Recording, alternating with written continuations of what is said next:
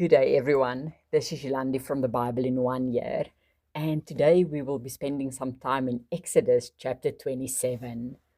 We are still busy with the blueprint for the building of the tabernacle, and as you can remember, we started with the instruction for the Ark of the Covenant, the table with showbread, as well as the golden lampstand in chapter 25.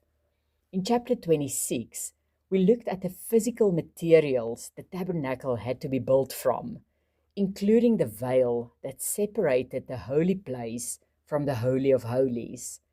And today, as we spend time in chapter 27, we will look at the entrance of the tabernacle where the brazen altar was placed in the outer court.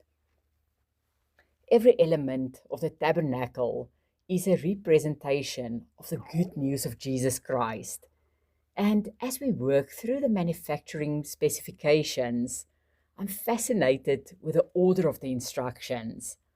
In chapter 25, the very first instruction revolved around the Ark of the Covenant, the center of our being, relationship with God.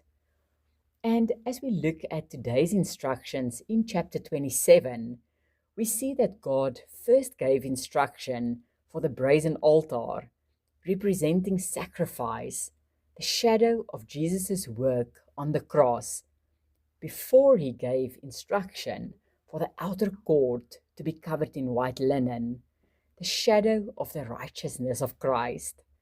Because we first need to make a decision for Jesus Christ before we can become his righteousness. In verse 13, we see another important detail, the entrance to the tabernacle, specified to be on the eastern side, the only way to get in. This indicates that there is only one way to God and into the church, through Christ alone. In John 14, verse 6, we read it as follows: I am the way, the truth, and the life. No one comes to the Father but through me. Entering on the east side means that one entered on the furthest side from the Ark of the Covenant, symbolizing that worship is a journey back into God's presence. Every time someone entered the tabernacle, they were symbolically walking back toward relationship, back toward God. How amazing to think that God was in every detail of this blueprint, giving instruction not for a building, but rather for the restoration of relationship. That which was lost in Eden was slowly being rebuilt in the tabernacle and fulfilled in Jesus Christ.